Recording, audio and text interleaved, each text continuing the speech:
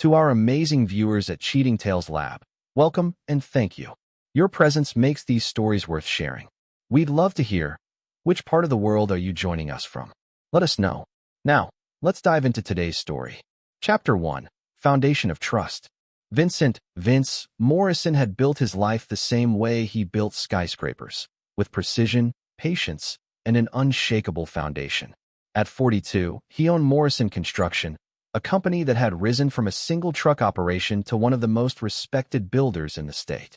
His calloused hands and weathered face told the story of a man who had earned every dollar through sweat and determination.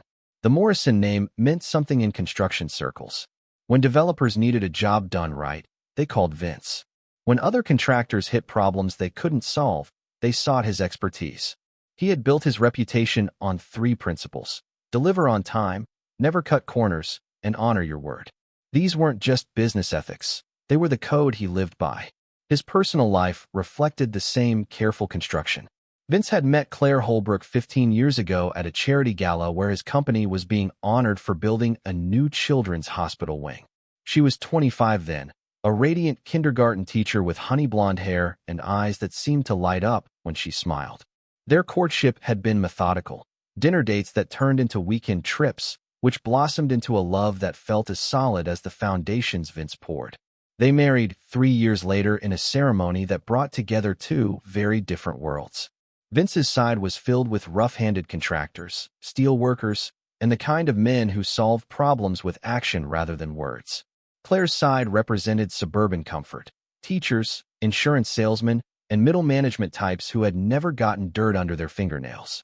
But love had bridged that gap, or so Vince had believed. Their home in Millbrook Heights was Vince's masterpiece, a custom-built colonial that showcased every skill he'd learned in 20 years of construction. Hand-selected hardwood floors, custom cabinetry he'd built himself, and a foundation that would outlast them both. Claire had decorated it with the warm touches that made it a home: family photos, soft lighting, and the scent of whatever candle matched her mood. For 12 years, their marriage had been Vince's greatest success. Claire seemed to understand his demanding schedule, the late nights when a project hit complications, the weekends spent on job sites when deadlines loomed. She never complained when he came home covered in dust and exhaustion, always greeting him with a kiss and asking about his day with genuine interest. But lately, something had shifted. Claire's questions about his work had become more pointed, more focused on his schedule and whereabouts. She'd started asking about specific job sites, wanting to know exactly when he'd be home. When he'd surprise her by coming home early, he'd sometimes catch a flicker of panic in her eyes before she'd smile and welcome him. The changes were subtle. New clothes she claimed were gifts from her teacher friends, unexplained absences she attributed to faculty meetings or school events, a phone that never left her side and was always face down on surfaces. Vince had noticed, but he'd built his life on trust. The foundation of their marriage was supposed to be as solid as the buildings he constructed. His crew had started to notice his distraction. Tommy Greco, his foreman and closest friend, had pulled him aside the previous week. "Boss, you've been somewhere else lately. Everything good at home?" Tommy had been with Morrison Construction since the beginning, a loyal Italian from the old neighborhood who'd rather take a beating than betray a friend. He read people the way Vince read blueprints, with an accuracy that came from years of experience. "Just tired, Tommy. This Riverside project is wearing me down." But Tommy's weathered face had shown he wasn't buying it. "Vince, we've been through wars together. I know when something's eating at you. You want to talk about it?" Vince had just shaken his head and walked away. He wasn't ready to voice the suspicions that were growing like cracks in a foundation. Not yet. The Riverside Commercial Complex was their biggest project to date, a $40 million development that would cement Morrison Construction's reputation as a major player. 3 buildings, including a 20-story office tower that would be the tallest structure outside the city center. It was the kind of project that attracted attention from competitors and required Vince's personal oversight on the most critical phases. As he stood on the 20th floor of the rising tower that morning, watching his crew position the final steel beam for the frame, Vince allowed himself a moment of pride. Below him, the city stretched out in a pattern of neighborhoods he'd helped shape, buildings that would stand long after he was gone, testaments to the Morrison name and the standards he'd never compromised. His phone buzzed with a text from Claire, working late tonight. Faculty meeting about the new curriculum. Don't wait up. Love you. The same message, almost word for word, that she'd sent 3 times in the past 2 weeks. Vince stared at it, feeling something cold settle in his chest. Claire taught kindergarten at Millbrook Elementary, a small school where everyone knew everyone. How many curriculum meetings could they possibly need? He pocketed the phone and focused on the work. The crane operator was positioning the beam with surgical precision, guided by hand signals from Tommy 20 feet away. This was the work that made sense to Vince. Physical, honest, with results you could see and measure. Looking good, boss. Tommy shouted over the wind. Right on schedule. Vince nodded, but his mind was elsewhere. He was thinking about trust, about foundations, and about what happened when you discovered the ground beneath you wasn't as solid as you believed. Chapter 2. Cracks in the Foundation. 3 weeks later, Vince stood in the emergency room of Millbrook General Hospital, his body a map of pain and his mind struggling to process what Detective Ray Kowalski had just told him. The construction accident had left him with 2 broken ribs, a dislocated shoulder, and cuts that would heal. But the information about his wife might leave scars that would never fade. The accident itself had been a nightmare of steel and concrete. A crane cable had snapped during a lift on the 20th floor, sending a 3-ton steel beam crashing into the scaffolding where Vince had been inspecting weld joints. He'd had perhaps 2 seconds to recognize what was happening before the platform collapsed, trapping him under twisted metal and debris 40 feet above the ground. "Help me, please," he'd gasped into his phone when he'd managed to dig it from his pocket, his voice barely a whisper through the dust and pain. He'd called Claire first, the way a man calls for the person who means everything to him when he thinks he might die. The phone had rung once before she picked up. "Vince, what's wrong?" "Claire, I'm hurt bad. Construction accident. I'm trapped." The line had gone dead. Just like that. No questions, no panic, no promise to call for help or rush to the hospital. Just silence. It had taken the paramedics 45 minutes to extract him from the wreckage. 45 minutes of pain and confusion, wondering why his wife hadn't called back, why she hadn't immediately dialed 911, why the phone just rang and rang when he'd tried calling again. When he'd finally been wheeled into the emergency room, Claire was there. She was sobbing to Dr. Amanda Rodriguez, the attending physician, her performance worthy of an award. Mascara streaked down her cheeks, her hands shaking as she explained how devastated she was, how worried she'd been since getting the call from the hospital. But Vince had never given the hospital Claire's number, and he'd called her 45 minutes before the paramedics had even reached him.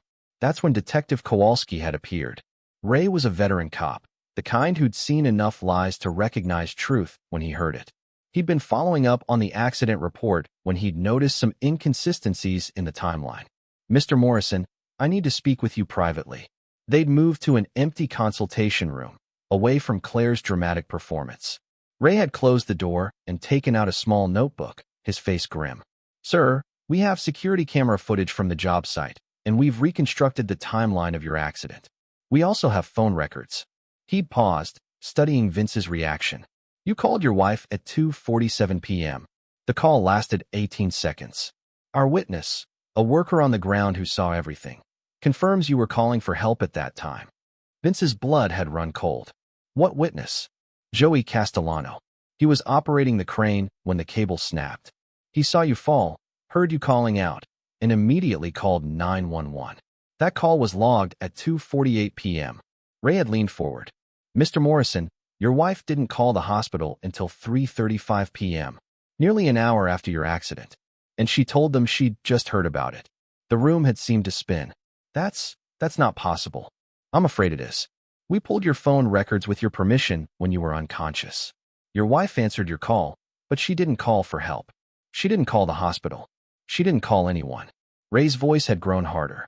"She waited almost an hour, then called the hospital and asked if her husband Vincent Morrison had been brought in. When they confirmed you were there, she started her performance." But Ray wasn't finished. "Sir, we have a witness, and we need to talk about your wife. Joey saw something else. About 20 minutes before your accident, he spotted your wife's car in the parking lot of the Riverside Hotel. She wasn't alone. The Riverside Hotel, 3 blocks from the job site. Vince knew it well. It was where out-of-town contractors stayed when working on city projects. It was also where married people went when they didn't want to be seen. Who was she with? A man we've identified as Derek Vaughn. Does that name mean anything to you? Derek Vaughn. The name hit Vince like another falling beam. Derek was the architect on the Riverside project, a smooth-talking city boy who'd graduated from some Ivy League school and thought hard work was something other people did. He was 35, divorced, and had the kind of polished confidence that women seemed to find attractive. Derek had been around the job site constantly, always finding reasons to need consultations about the design, always asking questions that could have been answered over email, always lingering just a little too long when Claire had visited the site during the early phases of construction. "I know him," Vince had managed to say. "Mr. Morrison, I'm going to be direct with you. We think your wife knew you were hurt and chose not to help. We think she was with this Derek Vaughn when you called, and they decided to wait to see how things played out." The full implication had crashed over Vince like a second wave of debris. They had waited to see if he would die. They had made a calculation. If Vince died in that accident, Claire would be a wealthy widow. The life insurance alone was worth $2 million. The business was worth another $8 million. The house, the investments, everything Vince had built through 20 years of backbreaking work. "There's more," Ray had continued, his voice gentler now. "We've been monitoring some unusual activity related to your business accounts. Small things that might go unnoticed unless you were looking for patterns. Someone with access to your files has been making inquiries about the company's value, your insurance policies, your will." Vince had closed his eyes, feeling something fundamental break inside him. Not just his heart, something deeper. Something that had to do with the man he'd believed himself to be and the world he'd thought he was living in. "How long has this been going on?" "We think at least 6 months, maybe longer. The hotel has security footage going back a year. We've found 14 visits where your wife and Derek Vaughn were together. 14 times. 14 times his wife had betrayed their vows, their trust, their life together. And not just for passion or loneliness, for money. For the chance to start over without the husband who'd given her everything." When they'd returned to the emergency room, Vince had looked at Claire with new eyes. She was still crying, still playing the devastated wife for Dr. Rodriguez and the nurses. But now he could see the performance for what it was. The timing of her tears, the way she kept checking her phone, the relief in her eyes when she'd been told he would recover fully. She had been disappointed that he'd survived. That night, alone in his hospital bed while Claire went home to rest, Vince had stared at the ceiling and felt something cold and hard crystallizing in his chest. The man who had built his life on trust and honor was gone. The man who had believed in foundations and keeping your word had died in that accident as surely as if the beam had crushed him. What remained was someone else entirely. Someone who understood that when you build something, you also learn exactly how to tear it down. Someone who knew that the bigger they are, the harder they fall, and the more devastating the collapse when it comes. Claire and Derek thought they were playing a game. They had no idea they were about to face an opponent who built things to last, including revenge. Chapter 3: Blueprint for Destruction. 2 days after leaving the hospital, Vince sat in his home office staring at architectural plans that suddenly felt like evidence of his own naivety. The custom-built colonial around him, every carefully chosen detail, every handcrafted element, now felt like a monument to his blind trust. But as he examined the blueprints spread across his desk, a different kind of plan began to take shape in his mind. The morning had brought an unexpected visitor. Tommy Greco had arrived with coffee and the kind of news that confirmed Vince's worst suspicions. "Boss, I didn't want to say nothing before, but after what happened..." Tommy had settled his bulky frame into the chair across from Vince's desk, his weathered hands wrapped around his coffee cup. "That architect, Derek. He's been asking questions about you for months." "What kind of questions?" "Your schedule, your routines, when you'd be on-site versus in the office. At first, I figured it was just project coordination stuff. But then he started asking about your insurance, your business setup, whether you had partners who could take over if something happened to you." Tommy's dark eyes had hardened. "Boss, I've been in construction 30 years. Nobody asks those questions unless they're planning something." Vince had nodded, unsurprised but grateful for the confirmation. "What else?" "Your wife's been calling the office when she knows you're not there. Asking Monica about your schedule, about which sites you'll be visiting." Monica thought it was sweet. Wife wanting to surprise you with lunch or whatever. Tommy had paused, but she always asked real specific about the dangerous sites. The high-rise work, the crane operations. Monica Devereux was Morrison Construction's office manager, a sharp-eyed woman in her 50s who ran the administrative side with military precision. If Monica had noticed something off about Claire's calls, it was worth investigating. I want to talk to Monica, and I want you to do something for me, Tommy. I need you to be my eyes and ears on every site.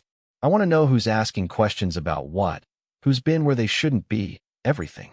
Tommy had grinned, the expression transforming his scarred face. You planning something, boss? Yeah, I'm planning to find out exactly how deep this goes. After Tommy left, Vince had called Ray Kowalski. The detective had agreed to meet that afternoon at Vince's office, away from the hospital and prying eyes. Ray had brought a file thick with photographs and documents. Security footage from the Riverside Hotel showing Claire and Derek entering and leaving rooms. Bank records showing unusual patterns in Claire's spending. Expensive clothes, jewelry, and dinners at restaurants Vince had never been to. Phone records revealing hundreds of calls and texts between Claire and Derek going back 8 months. But the most damning evidence was what Ray called the research trail. Your wife has been busy, Ray had explained, spreading documents across Vince's desk. She's contacted 3 different law firms about divorce proceedings, but never followed through. She's researched your life insurance policies through her position as beneficiary. She's even looked into the legal process for inheriting a business when the owner dies in an accident. Vince had studied the documents, feeling his anger crystallize into something colder and more focused. She was planning to have me killed. That's what it looks like. We think the crane cable didn't snap by accident. We're having it analyzed by metallurgy experts, but initial examination shows stress marks that look deliberate. Someone who knew how to make it look like equipment failure. The implications had hit Vince like a physical blow. Derek wasn't just sleeping with his wife. He was an architect who understood structural engineering, who knew exactly how construction equipment worked, who had access to the job site and knowledge of when Vince would be in the most dangerous positions. We're building a case, Ray had continued, but it's going to take time. The evidence is mostly circumstantial right now. We need more. That's when Vince had made his decision. How much time do I have before you arrest them? Weeks, maybe months.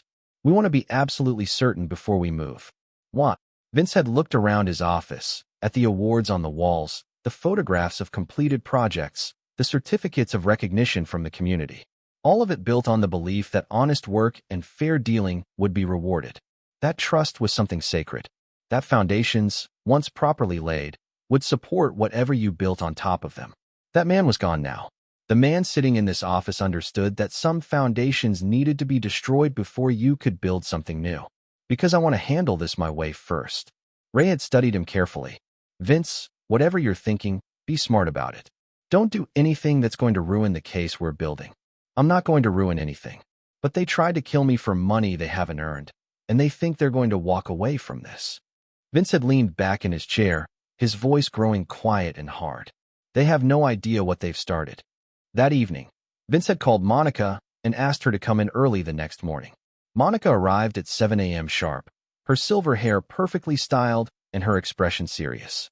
She'd been with Morrison Construction for 8 years, and Vince trusted her judgment implicitly. Monica, I need you to tell me everything about Claire's calls. Everything you can remember. Monica had sat across from him, her hands folded in her lap, her voice precise as she recounted months of conversations that had seemed innocent at the time. Claire asking about Vince's schedule, about which sites required his personal supervision, about the safety protocols for high-rise work. She seemed so concerned about your safety, Monica had said. Always asking if the sites were dangerous, if you'd be working near the crane operations. I thought it was sweet that she worried so much. But there was more. Claire had also asked about the business. Who would run it if something happened to Vince? Whether the company could survive without him? What would happen to the employees and ongoing projects? Questions that made perfect sense from a caring wife, but looked very different in the context of planned murder. There's something else, Monica had added, her voice dropping. Last week, she asked me about the Riverside project specifically. She wanted to know your exact schedule for the crane lifts, which days you'd be on the 20th floor. She said she was planning a surprise lunch for you. Vince had felt the last piece of the puzzle slide into place. Claire hadn't just known he would be in danger. She had known exactly when and where. Monica, I need you to do something for me. Don't tell anyone about this conversation. Keep doing your job exactly the same way. But if Claire calls again, I want you to record every word she says. Of course, Mr. Morrison. Is there anything else I can do? Vince had looked at her, loyal, competent Monica who had worked for him faithfully for 8 years, and realized he wasn't alone in this. He had people who valued loyalty, who understood the difference between right and wrong, who wouldn't be bought or seduced or turned against him. Actually, yes. I want you to quietly reach out to our most trusted subcontractors. The ones we've worked with for years, the ones who've built their reputations with us. I may need some special work done soon. Off the books, paid in cash, no questions asked. Monica had smiled for the first time that morning, and Vince had seen something fierce in her eyes. I understand completely, Mr. Morrison. It will be my pleasure. That night, as Vince sat in his home office surrounded by blueprints and evidence, he began to sketch out something new. Not a building or a bridge or any of the honest structures that had made his reputation. This was a different kind of architecture, a careful, methodical plan designed to bring down everything Claire and Derek thought they had built. They had tried to destroy him, and they had failed. Now they were about to learn what happened when you went to war with a man who built things to last, who never forgot a betrayal, and who understood that some foundations were meant to be demolished. The construction of Vincent Morrison's revenge was about to begin. Chapter 4. Surveying the Battlefield. Vincent Morrison had always believed that information was like concrete, useless until you mixed it properly and poured it into the right foundation. Over the next 3 weeks, he methodically gathered the materials he would need for the structure he was planning to build. A structure designed not to shelter, but to bury. The morning ritual had become as precise as any construction schedule. Vince would leave the house at his usual time, drive to his usual coffee shop, and review his usual project reports. To any observer, especially Claire or Derek, his routine appeared unchanged. The accident had slowed him down, but Vincent Morrison was back to business as usual, except that every movement was calculated, every conversation recorded, every meeting designed to gather intelligence. His first stop that Tuesday morning was the Riverside Hotel. Vince had arranged to meet with the manager, Robert Chun, under the pretense of discussing lodging for out-of-town contractors on the Riverside project. But his real interest was in the security footage that Detective Kowalski couldn't access without a warrant. Mr. Morrison, of course we can accommodate your crews, Robert had said, leading Vince through the lobby. We've housed many construction teams over the years. I appreciate that, Robert. But I'm also concerned about security. My company has a reputation to maintain, and I need to know that our people and our business are protected here. Robert had nodded seriously. Absolutely. We maintain comprehensive security monitoring, camera coverage of all entrances, elevators, parking areas. Everything is digitally stored for legal compliance. Could you show me how that system works? I'd like to understand the level of security we'd be providing our crews. 20 minutes later, Vince was sitting in the hotel's security office watching footage of his wife entering room 237 with Derek Vaughn on 14 different occasions over the past year. The timestamps told a story of careful planning. Always on days when Vince was scheduled to be on distant job sites. Always during the afternoon hours when Claire claimed to be at faculty meetings. But more disturbing was what else the footage revealed. On their last 3 visits, Derek had arrived carrying architectural tube containers, the kind used to transport building plans. Plans that he'd taken into the hotel room and left with Claire. Robert, I'm going to need copies of this footage for our security files, Vince had said, his voice steady despite the rage building in his chest. Of course, Mr. Morrison. I'll have my technician burn you a complete set. Next, Vince had driven to Millbrook Elementary School. He hadn't told Claire he was coming. Another test of the lies she'd been telling. The school's secretary had been surprised to see him. Mr. Morrison, how nice of you to visit. Are you here to pick up Claire? Actually, I was hoping to catch her during her planning period. Is she in her classroom? The secretary had looked confused. Oh, Claire's not here today. She called in for a personal day. Actually, she's used quite a few personal days recently. I was starting to worry she might be having health problems. Vince had kept his expression neutral. Probably just stress from the new curriculum. She mentioned some intensive training sessions. Training sessions? The secretary had frowned. We haven't had any curriculum training this year. Budget cuts, you know. Another lie exposed. Every faculty meeting, every training session, every professional obligation Claire had claimed, all fictional covers for her afternoons with Derek. From the school, Vince had driven to Morrison Construction's office, where Monica had news that confirmed his darkest suspicions. "Mr. Morrison, I've been going through our project files like you asked," Monica had said, closing the office door behind them. "Someone has been accessing confidential information without authorization." She'd spread out computer printouts showing access logs for their project management system. These are digital footprints showing when files were accessed and by whom. Look at these entries. The log showed that Derek Vaughn's access credentials, which should have been limited to architectural drawings and specifications, had been used to view financial reports, insurance documents, and personnel files. Information that no architect would need for legitimate project work. When did this start? 8 months ago, right around the time Derek first visited the office to discuss the Riverside project. Monica had pulled out another set of documents. But here's what's really interesting. Some of these accesses happened after hours, when Derek wasn't in the office. Someone else was using his credentials.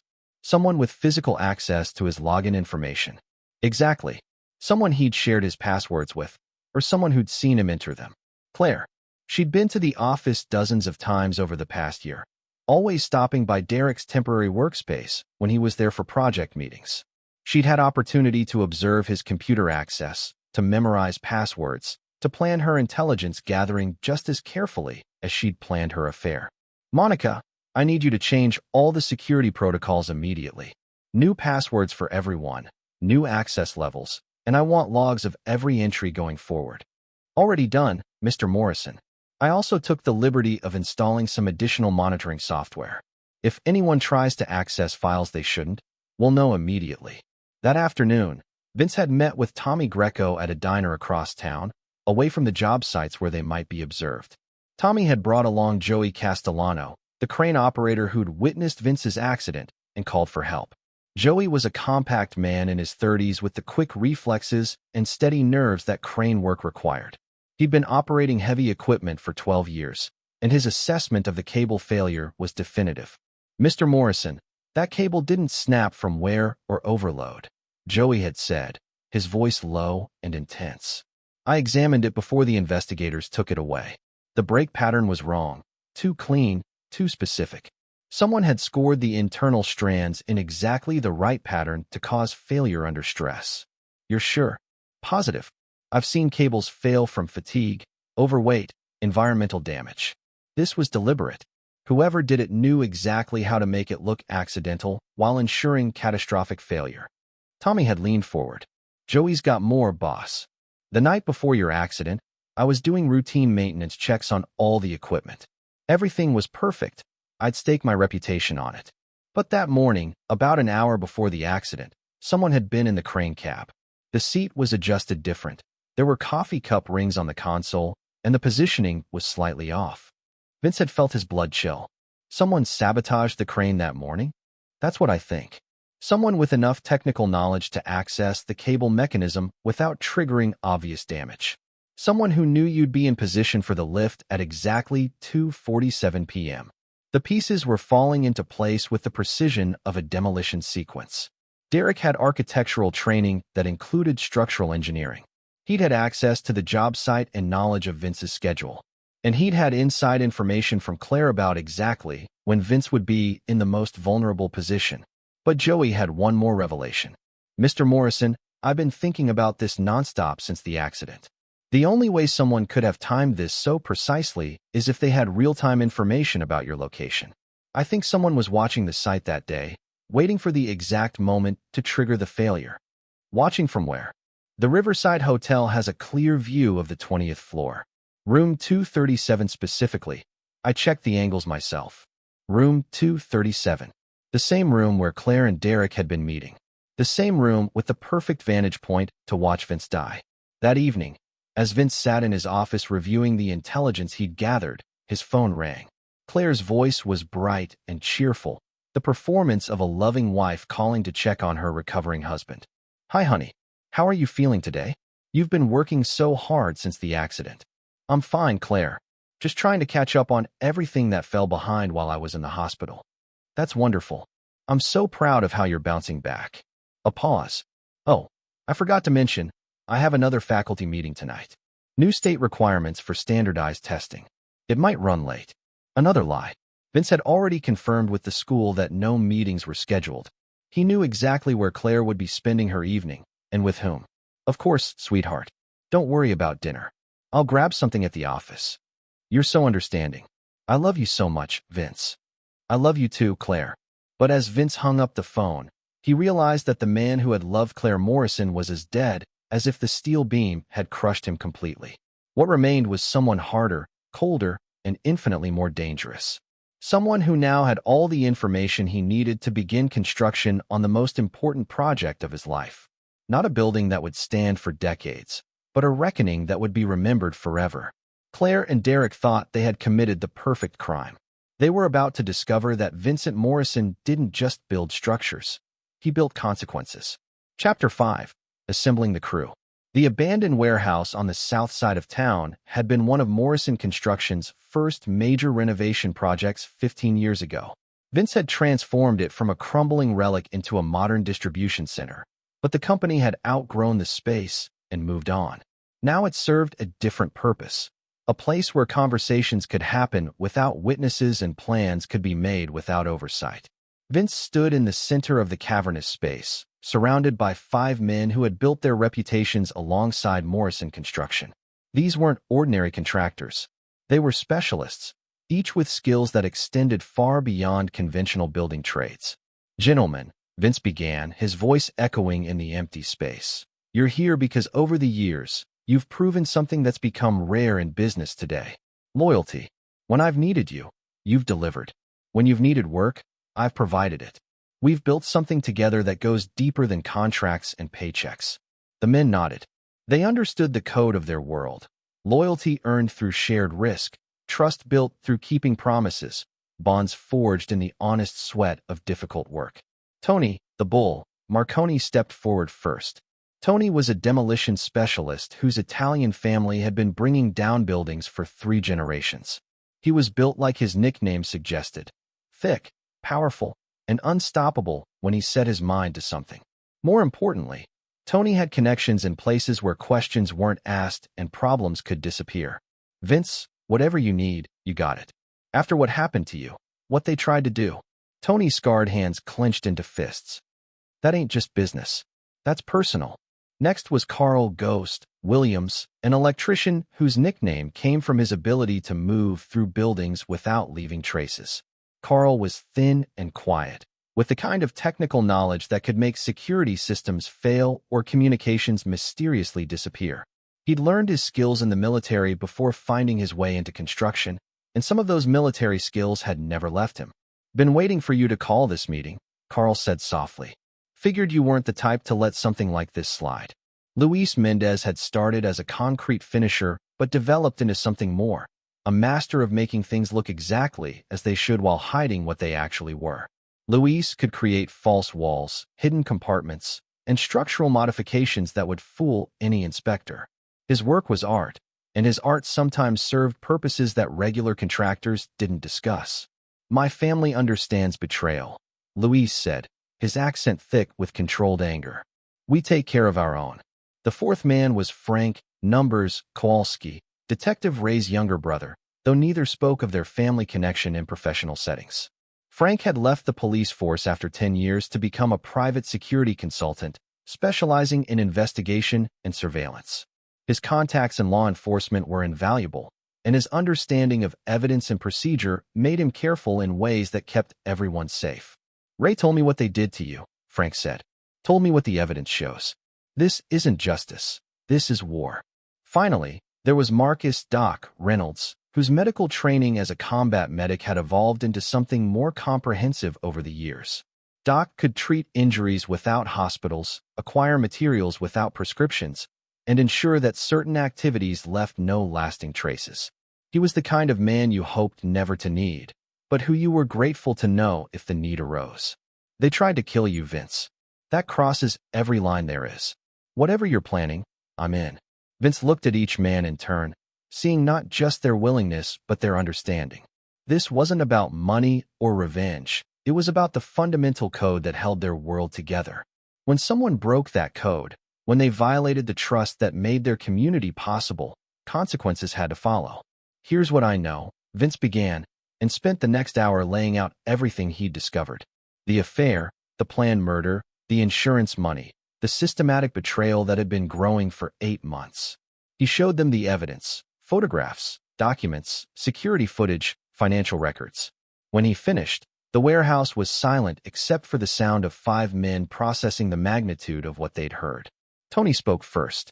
So they're going to walk away rich after trying to murder you. That what you're telling us? That's what would happen if we left it to the legal system, Vince replied.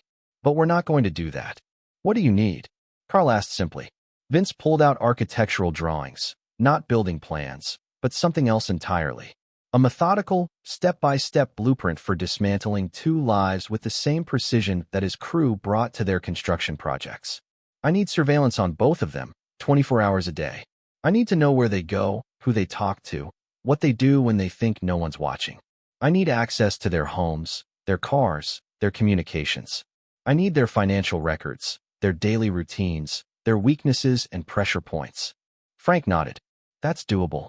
How long do we have? The police are building their case, but Detective Kowalski thinks it'll be months before they have enough for arrests. That gives us time to do this right. And when we have all that information? Luis asked. Vince's smile was cold and hard. Then we're going to teach them what happens when you try to destroy something that took 20 years to build. We're going to show them what real planning looks like, what genuine patience accomplishes, and what happens when people who actually know how to tear things down decide to go to work. Doc leaned forward. What's the timeline? Phase 1 starts immediately. Surveillance, intelligence gathering, establishing access. I want to know everything about their lives, their fears, their ambitions, their secrets. Everyone has pressure points. We're going to find theirs. Phase 2. Tony asked. Psychological pressure. We start making their lives complicated. Nothing illegal, nothing traceable, just a series of problems that seem like bad luck, but keep mounting up. Make them paranoid. Make them doubt each other. Make them wonder if someone knows something. And Phase 3. Carl's voice was barely a whisper. Vince looked around the warehouse, at the concrete he'd poured, the steel he'd raised, the project he'd completed with his own hands, and the sweat of honest work. Then he thought about Claire's performance at the hospital, about Derek's calculated sabotage of the crane, about the hotel room where they'd planned his death. Phase 3 is when they learn that Vincent Morrison doesn't forgive. Ever. They tried to take everything from me. My life, my business, my trust in the world. They're going to discover what it feels like to lose everything that matters to them, one piece at a time, until there's nothing left but the knowledge that they brought it on themselves. The men were quiet for a long moment, processing the implications. This wasn't a simple beating or a quick revenge. This was something methodical and comprehensive, designed to destroy not just lives, but the very foundations those lives were built on. One more thing, Vince added. When this is over, they'll know it was me. They'll know exactly why it happened and who did it to them. But they'll never be able to prove it, and they'll never be able to stop it. Tony grinned, the expression transforming his brutal features. Boss, this is going to be the most beautiful demolition job ever done. As the men dispersed into the night, each with specific assignments and encrypted communication protocols, Vince remained in the warehouse. He stood in the center of the space he'd built 15 years ago, surrounded by the echoes of honest work and legitimate accomplishment. Tomorrow, that honest work would take a different direction. He was still building something, but what he was constructing now was justice of a kind that no court could deliver and no law could recognize. Claire and Derek had taught him that trust was a luxury he could no longer afford. Now he was going to teach them that some foundations, once destroyed, could never be rebuilt. Chapter 6. Foundation Excavation. 3 weeks into the surveillance operation, Vince sat in his home office reviewing reports that painted a picture more sordid than even he had imagined. The information his crew had gathered revealed that Claire and Derek's betrayal was not just deeper than he'd known. It was more methodical and more cruel. Frank's surveillance reports arrived every morning in encrypted files that detailed every movement, every conversation, every private moment in the lives of his wife and her lover. The technology of modern surveillance had evolved far beyond anything the police used routinely, and Frank's military-grade equipment captured everything. They're not just planning to get rid of you, Frank had explained during their morning briefing at the warehouse. They're already spending the insurance money. The photographs Frank spread across the table showed Claire and Derek at luxury car dealerships, real estate offices, and high-end jewelry stores. They were shopping for their new life together with the casual confidence of people who believe their victim was too trusting to discover their plans and too weak to stop them. But the audio surveillance revealed something worse. Carl's work on their communications had yielded hours of recorded conversations that stripped away any possibility that this was a crime of passion or circumstance. "Listen to this," Carl said, connecting his laptop to portable speakers. Derek's voice filled the warehouse, clear and callous. "The beauty of the construction accident approach is that nobody questions equipment failure. Shit breaks all the time in that business. Even if they investigate, they'll find stressed metal and assume it was wear and tear." Claire's laughter was like broken glass. "And I'll be the grieving widow who's too devastated to answer a lot of questions. At least for the first few months while the insurance companies process everything. By the time anyone thinks to dig deeper, we'll be in Costa Rica with new identities and enough money to live like royalty. Vincent's 20 years of work pays for our retirement." The recording continued for another 10 minutes, laying out details of their escape plan, their financial arrangements, and their complete lack of remorse for destroying an innocent man's life. They talked about Vince like he was an obstacle to be removed, not a human being who had loved and trusted them. Luis had accessed their homes while they were at work, installing hidden cameras and microphones that revealed the intimate details of their planning. The footage showed them using Vince's own home office to plan his murder, sitting at his desk while calculating insurance payouts and discussing which of his belongings they would sell and which they would keep as trophies. "They've been at this for over a year," Luis reported, his voice tight with disgust. "I found journals, printed emails going back 14 months. This wasn't impulse. This was their long-term plan from almost the beginning of their affair." Tony's connections had provided a different kind of intelligence. The demolition business overlapped with salvage operations, insurance investigations, and the kinds of people who knew how to make problems disappear or appear, depending on what was needed. "Here's what really makes me sick," Tony said, holding up a thick folder. "They didn't just plan to kill you. They planned to make it look like suicide if the accident didn't work." The folder contained evidence that Claire had been quietly establishing a narrative of Vince's supposed depression and instability. She'd mentioned to coworkers and friends that he'd been under stress and working too hard. She'd researched depression symptoms and suicide methods. She'd even started making vague comments about their marriage having difficulties that she was trying to work through. If the crane accident had failed, she was going to poison you and make it look like you killed yourself out of business stress and marital problems, Tony continued. She already bought the chemicals. Doc found them hidden in the garage. Doc's medical expertise had revealed the most chilling aspect of their plan. Digitalis, derived from foxglove plants, causes heart failure that looks natural unless you're specifically testing for it. She had enough to kill 3 men your size, and she'd researched the exact dosage needed to avoid detection in a routine autopsy. The methodical nature of their planning was stunning. They hadn't just decided to commit murder. They had crafted multiple scenarios, backup plans, and detailed strategies for avoiding detection. They had spent months preparing to not just take Vince's life, but to completely erase his memory and steal his legacy. "There's more," Frank said, pulling out another set of documents. "They've been systematically isolating you from your support network. Claire has been telling people that you've been difficult to live with, that the business stress has been making you unpredictable. She's laying groundwork so that when you're gone, people will remember her as the long-suffering wife who tried to help her troubled husband." Vince studied the evidence spread across the table: photographs, recordings, financial documents, chemical analysis reports. The scope of the betrayal was breathtaking. This wasn't just adultery or even simple murder.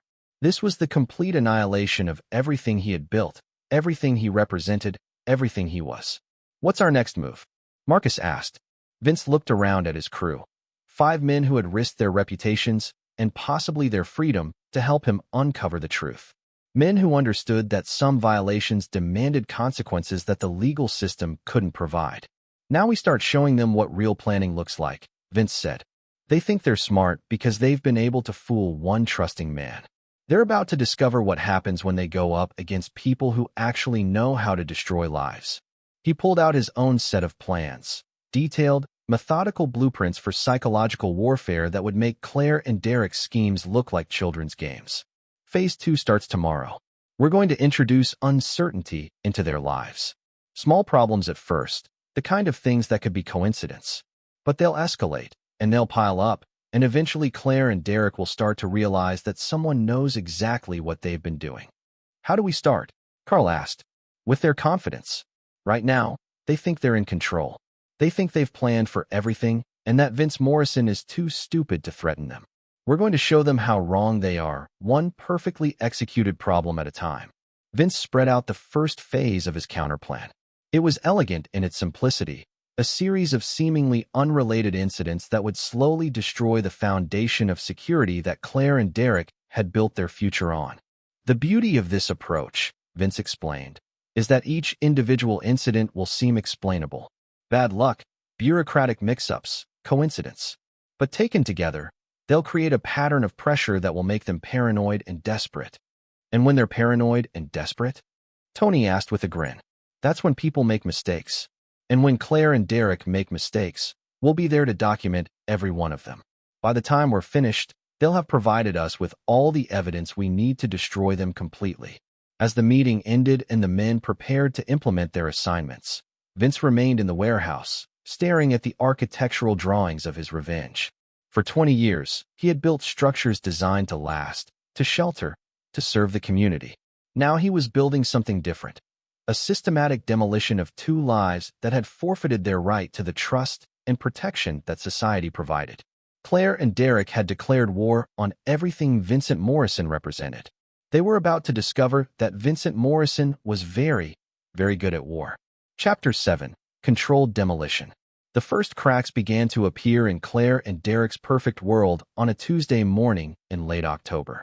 Claire's credit cards were declined at 3 different stores within 2 hours, not because of insufficient funds, but due to security flags that required verification of recent purchases in foreign countries she'd never visited. Derek received notice that his professional licensing was under review by the state board due to anonymous complaints about his work on the Riverside project. Separately, each incident was frustrating but explainable. Together, they marked the beginning of Vincent Morrison's masterpiece of systematic destruction. The key, Vince explained to his crew during their weekly briefing, is precision. Each problem has to be just serious enough to cause real stress, but not so obvious that they immediately suspect deliberate sabotage. Frank's surveillance reports showed that the initial pressure was working exactly as planned. Claire and Derek's recorded conversations revealed growing anxiety and suspicion, not of Vince, but of each other. Maybe you made a mistake with the credit card information. Derek's voice crackled through the speakers. Maybe you used it somewhere you shouldn't have. I've been careful about everything. Claire's reply was sharp with stress. This has to be some kind of system error. Or maybe the bank is cracking down on unusual spending patterns. But the problems continued to escalate. Derek's architectural firm received notice that several of his past projects were being investigated for code violations. Claire discovered that someone had reported her to the state education department for excessive absences from her teaching position. Their hotel of choice, the Riverside, suddenly required additional identification and credit verification for all guests. They're starting to crack, Doc observed, reviewing the psychological profiles he developed on both targets. Derek is naturally paranoid anyway. Comes from growing up in a family where everyone was trying to scam everyone else. Claire's control issues mean she can't handle uncertainty. The beauty of Vince's plan was that each problem was real and legitimate. Tony's connections had ensured that all the credit card flags were triggered by actual security concerns, purchases made with cloned card numbers in countries where identity theft was common.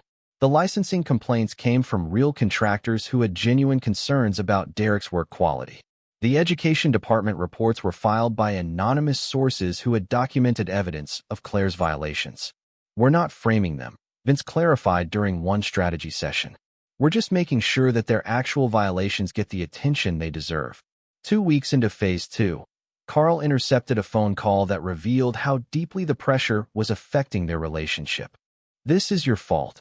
Claire's voice was brittle with accusation. "Your sloppy work, your corner cutting. Now it's all coming back to haunt us right when we need to stay invisible." "My fault." Derek's response was venomous. "You're the one who's been playing grieving wife while running around town, spending money like a lottery winner. Of course people are going to notice." "I've been careful." "Careful? You bought a $15,000 necklace last week. You think that doesn't show up on financial records? You think insurance investigators don't look at that kind of spending?"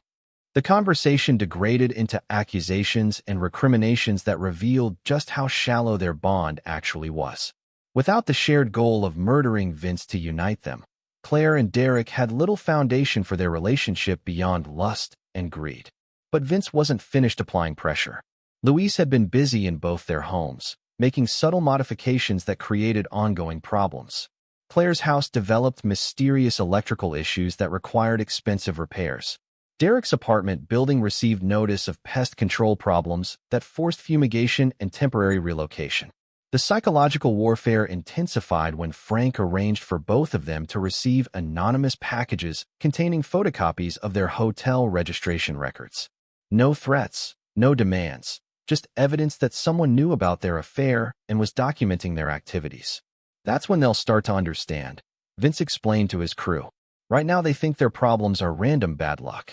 But when they realize someone is watching them, someone who knows their secrets, they'll start to panic." The panic manifested exactly as Vince had predicted.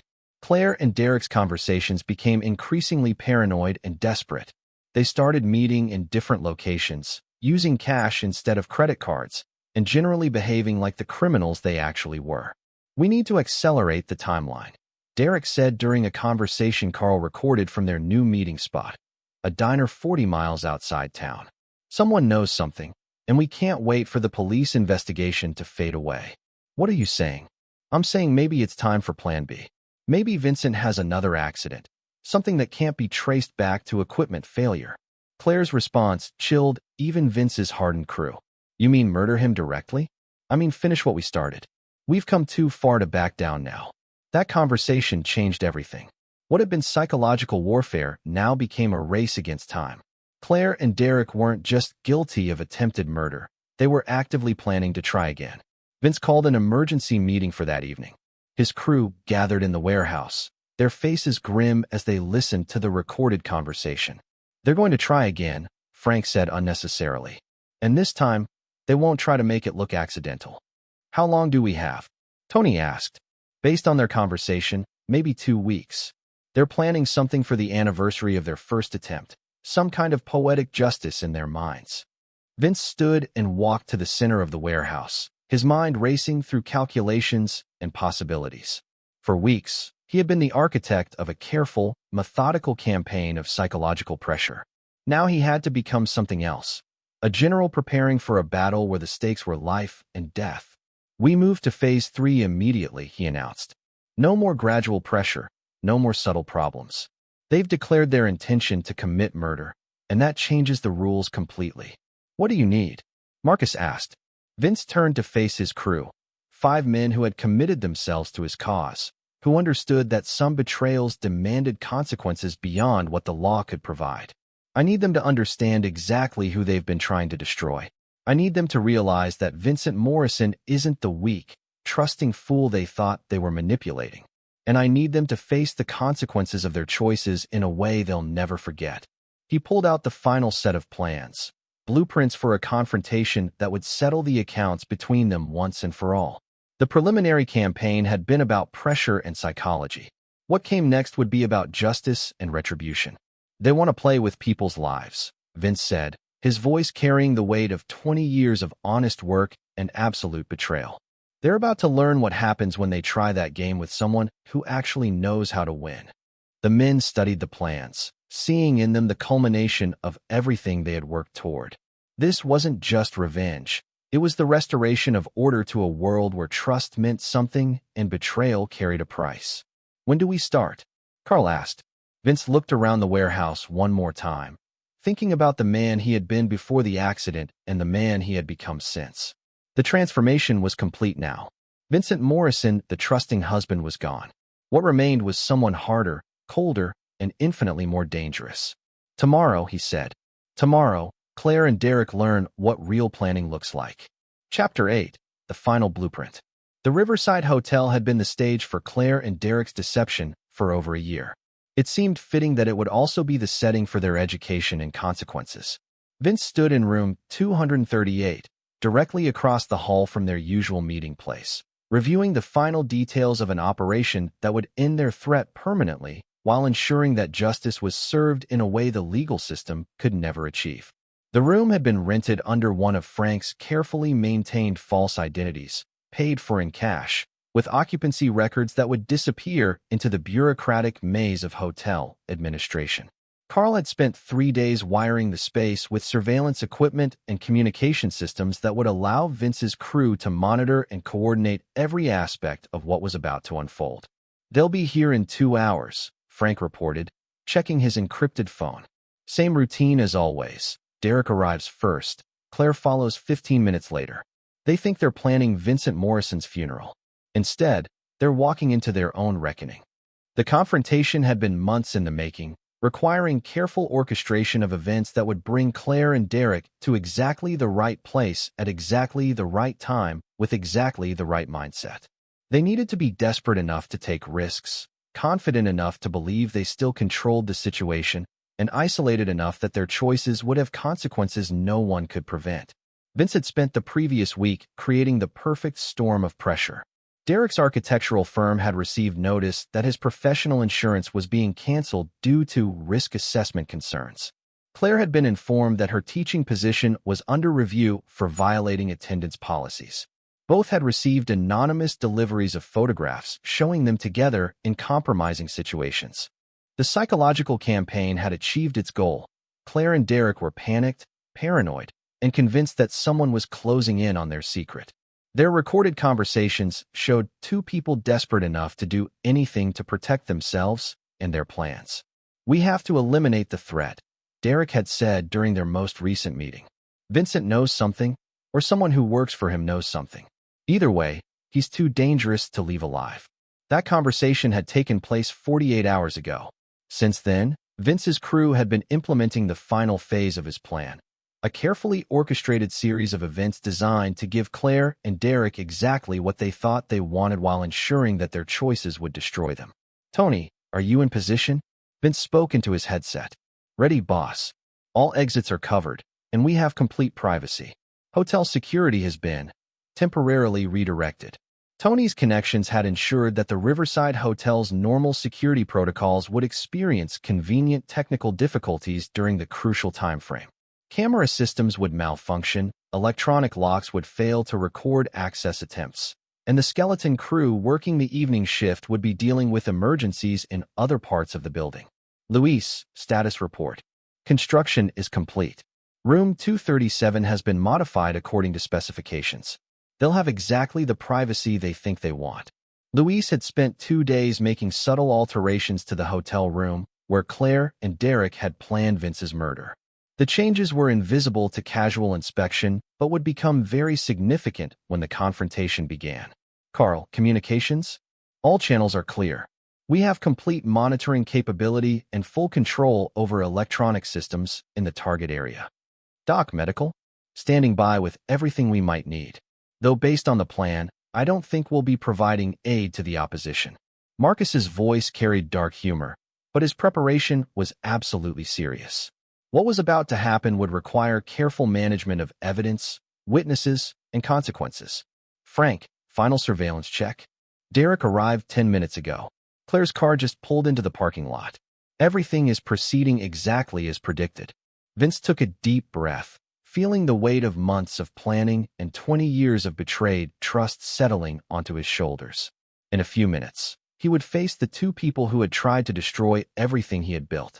He would look into the eyes of the woman he had loved and trusted, and the man who had pretended to be his professional partner while plotting his death. "Gentlemen," Vince said into his headset, "it's time to show Claire and Derek what real planning looks like." He walked across the hallway and used the electronic key card Carl had provided to enter room 237. The space looked exactly as it had for months. a standard hotel room where two people had met to plan the murder of an innocent man. But now it would serve a different purpose. Derek was standing by the window, his expensive suit unable to hide the stress that had been eating at him for weeks.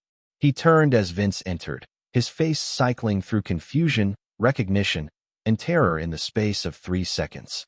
"Hello, Derek," Vince said calmly, closing the door behind him. "I think it's time we had a conversation about construction safety and professional ethics." Derek opened his mouth to speak, but no words came out. The man who had been so confident in his plans to commit murder found himself face to face with his intended victim, in a situation he had never anticipated and couldn't control. "Oh, don't worry," Vince continued, walking further into the room. "Claire will be here soon. I wouldn't want her to miss this reunion. After all, she's been such an important part of your project planning." Derek finally found his voice.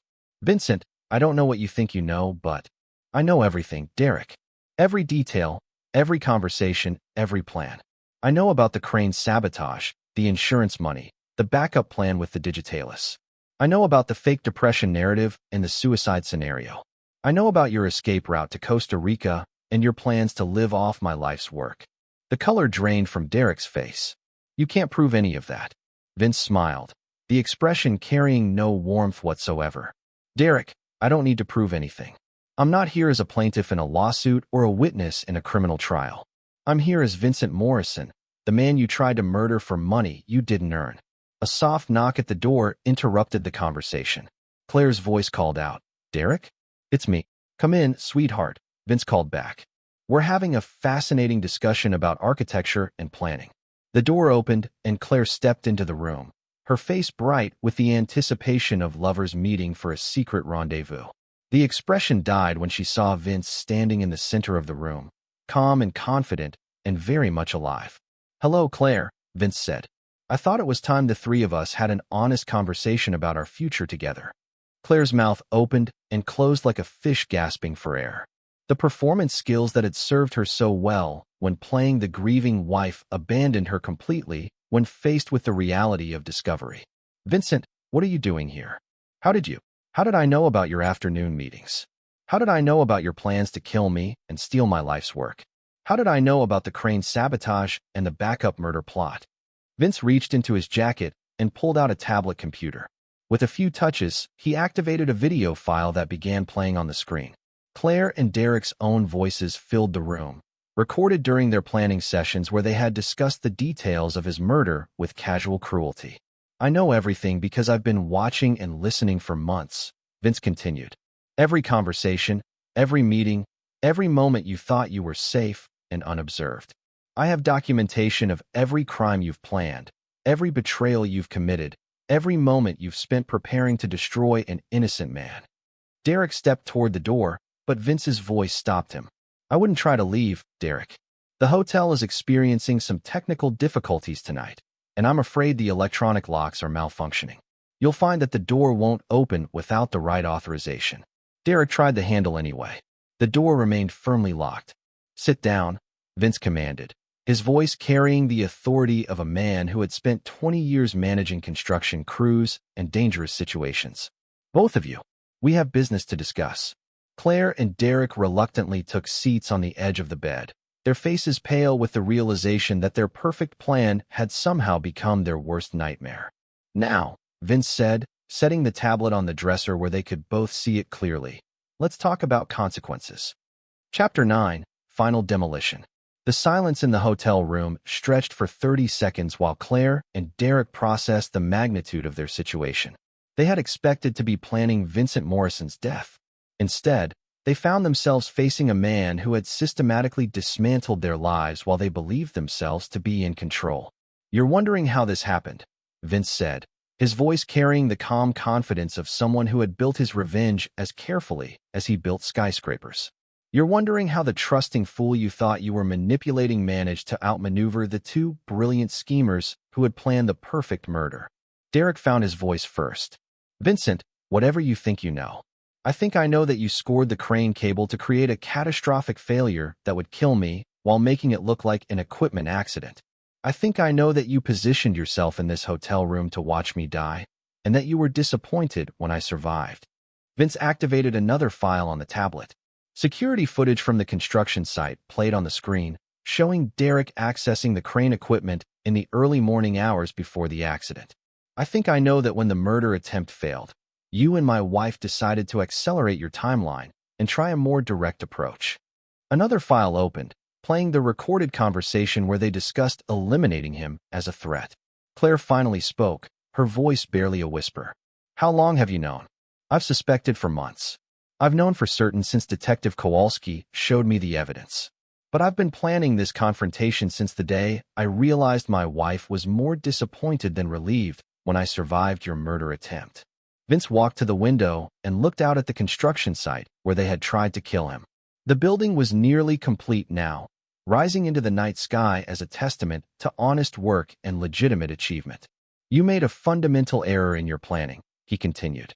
You assumed that Vincent Morrison was weak because he was trusting. You assumed that a man who believed in honor and loyalty would be helpless when faced with betrayal. You never considered what would happen when that trust was shattered and that loyalty was redirected. He turned back to face them, and both Claire and Derek recoiled from the cold purpose in his eyes. For months, you've been living in a world where every problem could be explained as coincidence, where every complication could be rationalized as bad luck. But deep down, you've both started to suspect that someone was watching, someone who knew your secrets. Derek started to stand, but Vince's voice cut through the air like a whip. Don't move.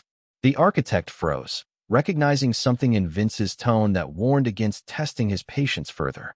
You want to know what real planning looks like? You want to understand what happens when someone with actual intelligence and resources decides to destroy your life. Vince reached into his jacket and pulled out a thick folder. Let me show you. He opened the folder and began laying documents on the dresser. Financial records showing every purchase they had made with stolen money. Photographs documenting their affair. Phone records proving their conspiracy. Medical evidence of the digitalis Claire had hidden for her backup murder plan. But this is just the evidence of your crimes, Vince continued. The real planning went much deeper. He pulled out another set of documents. Derek, your architectural license has been permanently revoked. The state board received evidence of your involvement in construction fraud, code violations, and conspiracy to commit murder. You'll never work in this field again. Derek's face went white. His professional identity, his entire career, had just been destroyed with bureaucratic precision. Claire, your teaching certification has been suspended pending investigation. The state education department has received evidence of your attendance violations, your academic dishonesty, and your involvement in criminal conspiracy. Your career in education is over. Claire began to sob, but Vince wasn't finished. But destroying your careers was just the beginning. I've also ensured that your financial futures are appropriately limited.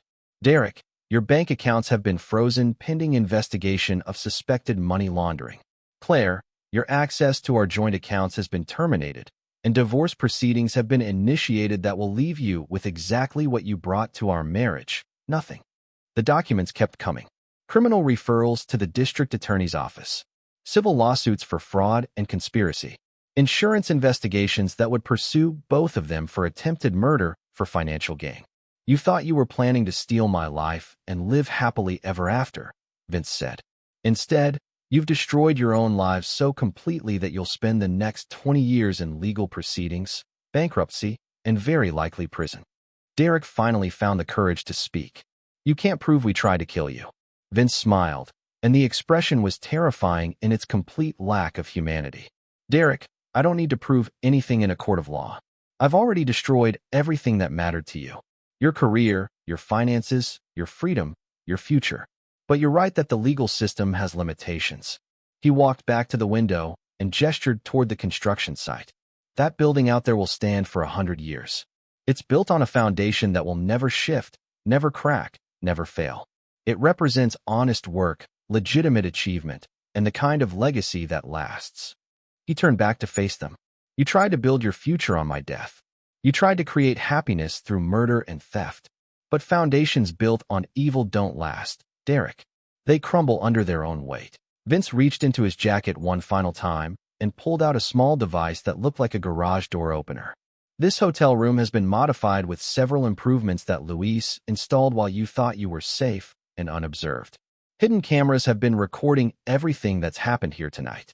But more importantly, the structural supports for this room have been adjusted.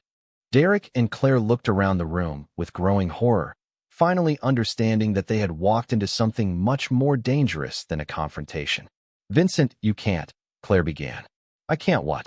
I can't seek justice for attempted murder?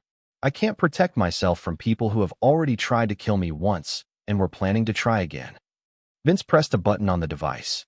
Deep within the walls of the hotel room, Luis's carefully placed charges activated with precise timing. The floor beneath Claire and Derek began to shift and crack. "The beauty of controlled demolition," Vince explained calmly, "is that it requires exact knowledge of structural engineering, precise timing, and complete understanding of how foundations fail." The room tilted as support beams that had been scored and weakened gave way according to Luis's careful calculations. Claire and Derek screamed as they realized they were falling with the debris of the collapsing floor. Vince stepped back toward the door, which Carl had programmed to unlock automatically when the demolition sequence began. As he reached safety, he turned for one final look at the two people who had tried to destroy his life. "You wanted to know what happens when you try to tear down something that took 20 years to build," he called out over the sound of collapsing concrete and steel. "This is what real planning looks like." The floor gave way completely, dropping Claire and Derek 40 feet into the hotel's basement mechanical room, where Tony's crew was waiting with equipment that would ensure their bodies were never found in a condition that would provide useful evidence. As Vince walked out of the Riverside Hotel for the last time, his encrypted phone buzzed with a message from Frank. "Evidence destruction complete. All records sanitized. Legal proceedings will continue as scheduled." The next morning, newspapers would report that Derek Vaughn and Claire Morrison had disappeared under mysterious circumstances while under investigation for attempted murder and fraud. Their rental car would be found abandoned near the Canadian border, suggesting they had fled the country to avoid prosecution. Vincent Morrison would inherit their abandoned estates through legal proceedings that documented their crimes while providing no trace of his involvement in their disappearance. He would use that money to establish a foundation for construction safety, ensuring that what had happened to him would never happen to other innocent workers. 6 months later, Vince stood on the observation deck of the completed Riverside building, looking out over the city he had helped shape through 20 years of honest work. The building beneath his feet was solid, permanent, built to last centuries. Detective Ray Kowalski joined him, sipping coffee as they watched the sunrise illuminate the skyline. "Any word on the missing persons case?" Vince asked. Ray shook his head. "Claire and Derek Vaughn seem to have vanished completely. The investigation is officially ongoing, but between you and me, I think they're probably living under new identities somewhere in South America." "Probably best for everyone involved," Vince replied. "Some people aren't meant for honest work." As they stood together in comfortable silence, both men understood that justice had been served in a way that no court could have achieved. The legal system had limitations. Human revenge did not. Vincent Morrison had learned that trust was a luxury he could no longer afford. But he had also learned that when you built something properly, whether it was a skyscraper or a plan for justice, it would stand forever. The foundation was solid. Everything built on top of it would last. This is where our story comes to an end. Share your thoughts in the comments section. Thanks for your time. If you enjoy this story, please subscribe to this channel. Click on the video you see on the screen, and I will see you there.